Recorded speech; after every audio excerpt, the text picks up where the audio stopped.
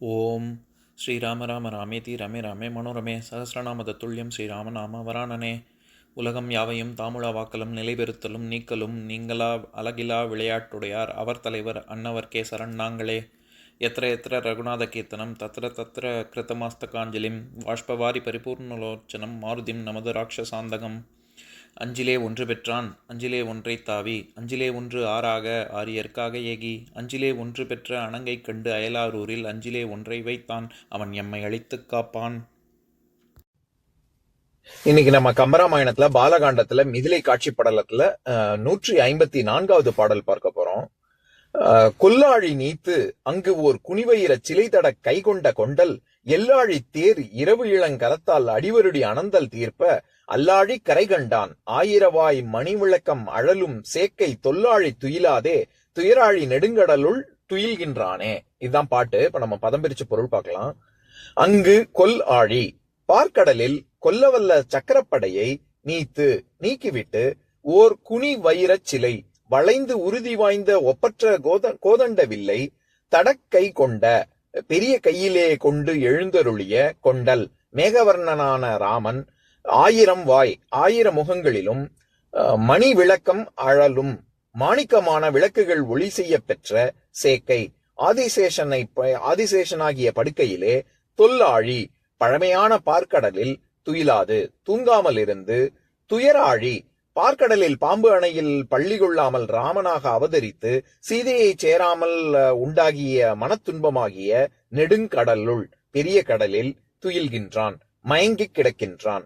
எல்லாழி தேர் அவனை ஒளியுடைய ஒற்றை சக்கர தேர் கொண்ட ரவி சூரியன் இளங்கரத்தால் மெல்லிய கைகளால் அடிவருடி திருவடிகளை இனிதாக தடவி கொடுத்து அனந்தல் தீர்ப்ப அந்த ராமனின் துயில் மயக்கத்தை தீர்க்க அதனால் அல்லாழி கரை கண்டான் இரவாகிய கடலின் எல்லையை பார்த்தான்.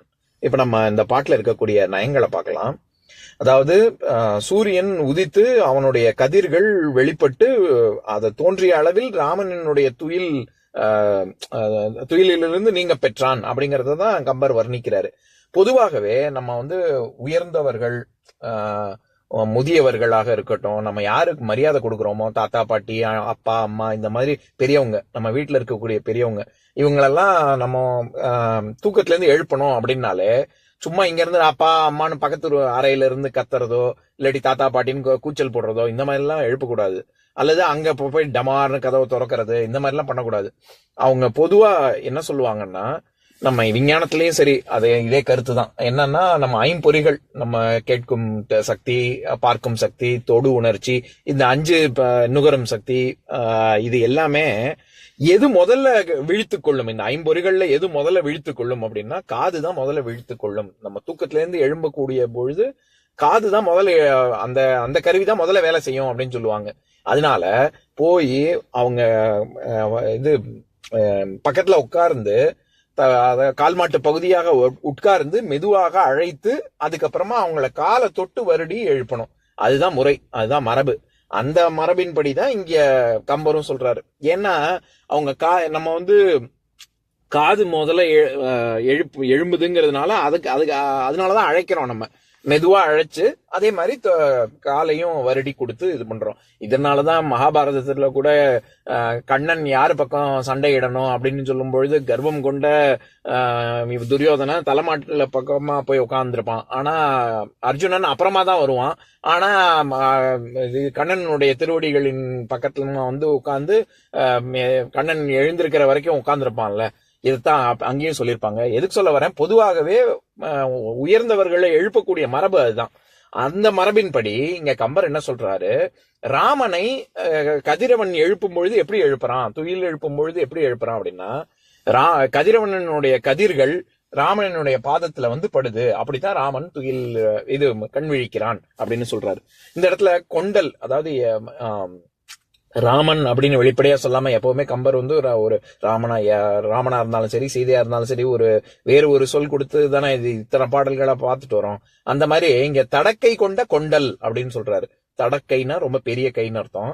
நீண்ட பெரிய கைகள் கொண்டுள்ள கொண்டல், மேகவர்ணன் அப்படின்னு தானே விஷ்ணுவை சொல்றோம். கருநிற கண்ணன், மேக நிற ராமன் தானே. அதனால கொண்டல் அப்படின்னு. இந்த இடத்துல கொள்ளும் தன்மை, நம்ம மேகத்தையே ஏன் கொண்டல்னு சொல்றோம்னா கொள்ளும் தன்மை கொண்டது இது நீர் கொண்டது இல்ல, அந்த மாதிரி காருண்யம் கொண்டவன் ராமன் அப்படின்னு. அதனால கொண்டல்ங்கிறது உவமையாக ஆகி வருவதனால அது உவமையாக பெயர். அதே மாதிரி இந்த பாடல்ல இன்னொரு சிறப்பு என்னன்னா, ஆழி அப்படிங்கிற சொல்ல கம்பர் கையாண்டிருக்காருல்ல, இதுக்கு பல பொருள் இருக்கு. சக்கராயுதம் அப்படின்னு ஒரு பொருள், அப்புறம் கட்டளை, அதாவது ஆழி நம்ம ஆக்ஞா சக்கரம் அப்படின்னு சொல்லி அந்த நானே சக்கரவர்த்தி அப்படின்னு ஏன் ராஜாக்களுள் ராஜா, அவங்க எம்பரருங்கிறது ஏன் சக்கரவர்த்தின்னு சொல்றோங்கிறதுக்கே நான் முன்னாடி சொல்லியிருக்கேன். அதாவது அந்த சக்கரம் அந்த சீல் பதிக்கிறது இருக்குல்ல, அந்த ஆக்ஞா சக்கரம் அப்படின்னு சொல்றாங்கல்ல, அந்த பதிக்கிறது, அதனாலதான் அது சக்கரவர்த்தி, அப்பேற்பட்ட ஒரு ராஜ்யம் அமைத்தவன் அப்படிங்கறதுனாலதான் சக்கரவர்த்தி அப்படின்னே சொல்றோம். அதனால கட்டளை அப்படின்னு ஒரு பொருள் இருக்கு, மோதிரம் அப்படின்னு ஒரு பொருள் இருக்கு. இதை தவிர வட்டம், அதுக்கப்புறமா ஒரு மனைவி, அதுக்கப்புறமா கடல், கடற்கரை, இந்த மாதிரி பல பொருள் இருக்கு. ஒரு நண்டினுடைய கண்ணு குன்றி அப்படின்னு சொல்லுவாங்க, அதுக்கும் ஆழின்னு பேரு. இந்த மாதிரி பல பொருள் இருக்கு. இந்த இடத்துல என்னென்ன பொருள்ல கையாண்டிருக்காரு கம்பர் அப்படின்னு பார்க்கலாம். ஆழிங்கிற சொல்லு இங்க இந்த பாடல்லையே 5 தடவை பயன்படுத்தியிருக்காரு. ஒவ்வொன்றும் நான் எப்பவும் சொல்ற உதாரணம் தான். அதாவது கம்பரினுடைய சிறப்பே அவர் சொல்லுக்கு கொடுக்கக்கூடிய அடைச்சொற்கள் எப்பேற்பட்டதாக இருக்கு அப்படிங்கிறது தான் அவருடைய தனிச்சிறப்பே. இங்க 5 தடவை ஆழி சொல்றாரு. என்னென்ன ஆழிலாம் சொல்றாரு? கொல்லாழி, தொல்லாழி, துயராழி, எல்லாழி, அல்லாழி அப்படின்னு 5 ஆழி சொல்றாரு. கொல்லாழி அப்படின்னா அந்த இடத்துல ஆழிங்கிறது சக்கரப்படை, சக்கராயுதத்தை சொல்றாரு. ஆழிங்கிறது சக்கராயுதத்தை வருது. கொல்லக்கூடிய ரொம்ப வல்லமை பெற்ற சக்கரப்படை அப்படின்னு ஒரு பொருள். 2வது தொல்லாழி அப்படின்னு சொல்ற இடத்துல ஆழிங்கிறது பார்க்கடலை குறிக்குது. அதனால தொன்மையான பார்க்கடல் அப்படின்னு சொல்றதுக்கு தொல்லாழி அப்படின்னு சொல்றாரு. 3வது துயராழி அப்படின்னு சொல்றாரு. அங்கேயும் கடல் அப்படிங்கிற அர்த்தம் தான் வருது. ஆனா நம்ம துயர கடல் அப்படின்னு, துயரம்ங்கிறது கொஞ்ச நெஞ்ச கஷ்டம் இல்ல, ரொம்ப பெரிய கஷ்டம், கடல் அளவு கஷ்டம் அப்படிங்கறதுனால நம்மளே ரொம்ப கடல் அளவு துன்பக்கடல்ல மிதக்கிறோம் அப்படின்னு சொல்றோம்ல, அந்த மாதிரி துயராழி அப்படின்னு சொல்றாரு. ஏன் ராமனுக்கு மேல இருந்து அவதரித்து இங்க நம்மள மாதிரி கஷ்டப்படணும், நம்மள மாதிரி வினை பயனை நமக்கு தான் வினை பயன் இருக்கு. ராமன் சுவாமிக்கெல்லாம் அவதாரம் பண்ணும்பொழுது வினை பயன் எல்லாம் கிடையாது இல்ல. அப்படி இருக்கும்பொழுது ஏன் இப்படி பாம்பு படுக்கையை விட்டுட்டு இங்க சீதையை பிரிஞ்சு சேர முடியாம கஷ்டப்படணும் அப்படின்னு சொல்லி துயராழி அப்படின்னு 3வது சொல்றாரு. 4வது எல்லாழி அப்படின்னு சொல்றாரு. எல்னா எல்லோன் அப்படின்னாலே சூரியன் அப்படின்னு ஒரு பொருள் இருக்கு. அதனால எல் அப்படின்னாலே ஒளி அப்படின்னு அர்த்தம். இங்க எல்லாழி தேர் அப்படின்னா சூரியன் ஒற்றை சக்கர தேர்ல வரான். அதனால தேர் சக்கரத்தை இங்க இந்த இடத்துல ஆழி, எல்லாழின்னு வர்ற இடத்துல ஆழிங்கிறது தேர் சக்கரத்தை குறிக்குது.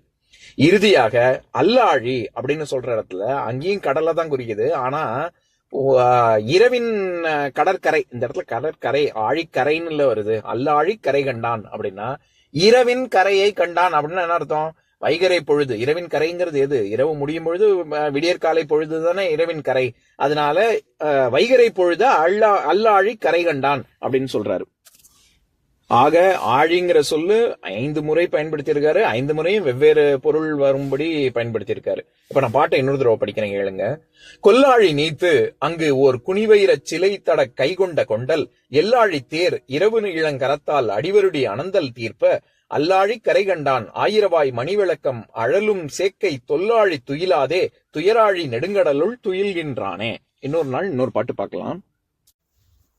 ஓம் சாந்தாகாரம் புஜகசயனம் பத்மநாபம் சுரேஷம் விஸ்வாதாரம் ககனசத்ரசம் மேகவர்ணம் சுபாங்கம் லக்ஷ்மீகாந்தம் கமலநயனம் யோகி ஹிருத்யானகம்யம் வந்தே விஷ்ணும் பவபயஹரம் சர்வலோகைகநாதம். உம்பரோடு இம்பர்காரும் உலகம் ஓர் ஏழும் ஏழும் எம்பெருமான் என்று ஏத்தி இறைஞ்சி நின்று ஏவல் செய்ய தம்பியரோனும் தானும் தருமமும் தரணி காத்தான் அம்பரத்து அனந்தர் நீங்கி அயோத்தியில் வந்த வள்ளல். ஓம் பூர்ணமதః பூர்ணமிதம் பூர்ணாத் பூர்ணமுதஸ்யதே பூர்ணஸ்ய பூர்ணமாதாய பூர்ணமேவாவசிஷ்யதே. ஓம் சாந்தி சாந்தி சாந்திஹி. ஓம் சர்வேஷாம் ஸ்வஸ்திர்பவது சர்வேஷாம் சாந்திர்பவது சர்வேஷாம் பூர்ணம் பவது சர்வேஷாம் மங்களம் பவது. ஓம் சாந்தி சாந்தி சாந்திஹி. ஓம் சர்வே பவந்து சுகினः சர்வே சந்து நிராமயாः सर्वे भद्राणि पश्यन्तु मा कश्चित् दुःखभाग् भवेत्. ஓம் சாந்தி சாந்தி சாந்தி.